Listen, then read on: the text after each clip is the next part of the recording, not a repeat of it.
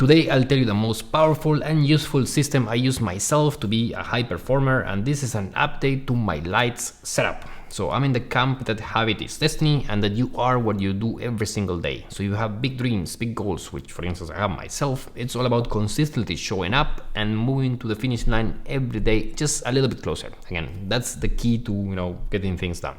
And whatever success I've had in my life, and that's from traveling to 135 different countries, to writing 2 books, to publishing a lot of YouTube videos, and to have the success I have in my corporate career, it's all about having been consistent for such a long period of time. And what I want to do in today's video is to tell you the simple and effective setup I use myself, again, to force myself to be consistent. And if you're curious about what are the 19 things I'm doing myself every single day, just watch on. Again, this video will help you again to frame things in a way that can yourself as well achieve your big goals. So I have tried every single option on habit tracking and high performance on all the apps on these type of things under the sun, and 5 years in after I started to use this, I can tell you that this spreadsheet is unbeatable. It's the single best thing I have in my toolkit, and it's called Lights, right? And it's a simple sheet on Google Sheets where I list down what are in this case, 19 things I want to do every single day. And the framing around it is that these are the things that if I do them will help me achieve my goals. So if I, for instance, sit down and every single day do what's on this list and do it consistently, this month and the next month, one after, again, it will help me achieve my goals of being healthy, being wealthy, being peace of mind, and all these type of things.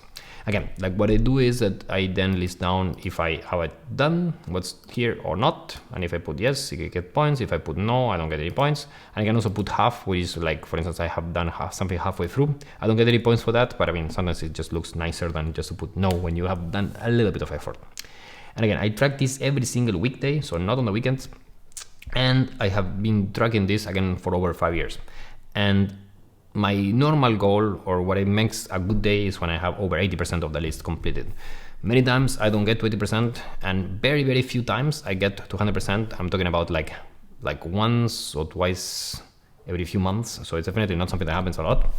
And I always add and remove things to experiments. The list has just 19 items now, but it has gone from as low as 12 to a high of 25 once as well. So it will also depend on what are the priorities for the month and how much bandwidth that you have. So if you just get a new baby, you likely don't have the opportunity to add a lot of things here, and you just want to go a bit more in autopilot. And again, the key is that if I have something on this sheet, it will at least get my attention, and eventually, if it's always there, inertia will actually help me to get there and to get those things done. And again, I have tried a lot of systems, a lot of processes and apps and more, but this single spreadsheet is by far the most important in my whole setup, in the whole toolkit, and I can't recommend it enough. And kudos to a guy called Sebastian Marshall in his team from Ultraworking who have put this together. And again, because it's a simple Google spreadsheet, it's free, and there is you can just use it without any subscription, without buying it or whatever. It's just a sheet that you can get there, right? And it's perfect. Now, what I'll do now, for those of you who are curious, is to just go, which are my lights as of August 2022. And again, as I said before, the things that I have here change every single month. So what I have now in August is different from what I had last month, and likely different from what I'll have in the future. So for those of you who are curious, I divide the day into the morning routine, the work day, the indie plan, which I'm going to get in a second, the evening, and then the not to-do list. And the morning routine used to be more robust, but now I know with 2 kids in the house is a bit less ambitious, but it starts having a morning journal, which normally it's 3 things for me. It's what did I dream, which it's not that it normally helps you remember what you dream if you list your dreams down. And if you can dream more often and you can have more, let's say, fun nights on your own head than if you don't, it's something worth doing. So I just always try that. I write which are the 3 things that I'm most grateful for that specific day, or 3 things I'm grateful for as well, and it has always been different from day to day, and the thing that I'm the most looking forward to in that specific day. And so yeah, that's the morning journal, super quick. I do it on my phone when I wake up, and normally takes 2 minutes. I normally write it in Danish as well, just to practice the language. And then I put here floss twice a week. I should do it every day, but at least it's there to get my attention. Visualization, this is something I has been on and off on the sheet for a long time. I put it back now in August, and it's basically to read a little statement of goals and dreams and things that you want to do, and things that you want yourself to believe. And it's actually pretty cool, very personal as well, right? But it's something that I want to have it in there. Again, it takes 1 minute to read through, but again, what I realize is that if it's not on the list, I don't do it. So okay, it's on the list. to meditate, and I used to put like 15 minutes, 20 minutes. Now I just put meditate and like something that I try to do in the mornings, sometimes for 10, sometimes for 15 minutes, depends again like what I can. And then I put a morning work cycle. So I would normally work out in the morning, but now that, you know, 2 kids situation, it's a bit more tricky. I try to at least get 1 hour, normally it's less, but like half an hour, 45 minutes, where I can actually be working fully focused on one project. And this is normally the time that I work on my own personal projects. Can also be, depends if I'm very busy, something related to my actual job, you know, but, you know, that's something that otherwise I just want to have that focus period of time. And then I put yoga, so at least 10-15 minutes of yoga each morning. That's normally good. Even if the kids are awake, you can still do it. I have not done it for a long time now, but it's still there just to remind me that, hey, this is something you should be doing. And you'll see when I show the results of the last couple of days, you know, yoga was not done, but I mean, it's going to get done eventually. And it's not going to go out until I become consistent on it again. And then when it comes to the workday, I start writing my most important tasks down. So this is again something that you can do in 2 minutes, but if it's not on the list, I would never do it. And I just list down, okay, for today in the workday, I'm gonna do X, Y, and Z. This is what will make a good day. And I don't start working until I have that listed down. And again, when I have free time, those are the things I work on. I put now, again, after a long time, stand up, like 1 hour and a half. So normally when I get to the office, I used to do this most of the time, work standing up the first hour and a half, then I stopped doing it. I added back 2 lights, and now it's gonna get done again. So that's good. Had another of these work cycles, and the idea of these work cycles I explained in the video that's gonna be linked over here, but it's the idea of that you work fully focused and you don't get distracted, and you zoom out of the world and you just focus on this for this 90 minutes or the 60 minutes in just one key thing that you need to get done. Normally, this is linked to this one as here. And now this is key. I think this is super important, and like to have these 2 big work cycle periods. So we're talking about even like 1 hour here, 1.5 there. If I get these 2 hours and a half, and if you can stretch it to 3 hours of good quality work in one day, normally that's all you need. Of course, you then have time for meetings or email, all these, you know, things. But if you get these 2.5, 3 hours of good work done every single day, normally that's good enough for me. You don't need to ask for a lot more. You don't need to be working like 50 million hours or whatever. This is normally good enough. And then I put here daily project. So I had a bunch of things that I know they're good, but not worth to be doing every single day. So I just added it here. It's like, okay, maybe something on self-promotion, maybe something on like hearing like Danish podcast or something like that for half an hour. So I put here, like, if I do any of those things on the list, that's good. So it can be that I do the same thing every single day, and that's okay. But, you know, it's something that I'm experimenting now. It's the first time I actually have this daily project thing. But yeah. Then the indie plan, so workout. Again, I used to be a morning workout type of person.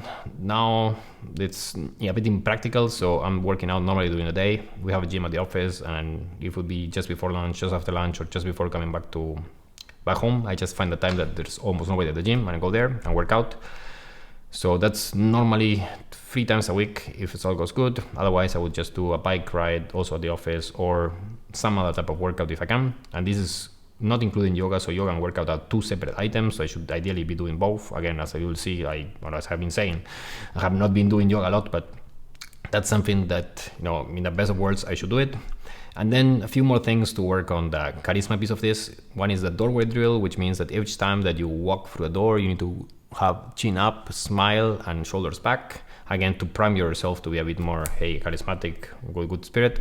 An exciting intro, which is something that when people ask you how you ask your day or how are you doing, instead of being the boring person, oh, I'm doing fine, you're actually, yeah, I'm fantastic, best day ever. You know, like my boss said that the other day. It's like best day ever. I was like, oh, nice. You know, I just listened down to these different ways of, if you're really having a good day, just be more excited about it. And, you know, I remember when I have been saying this to some people, like, hey, how are you doing? Fantastic. And they're like, oh, wow, what's, you know, and no, it's nice. So, and the last one is speaks through smile.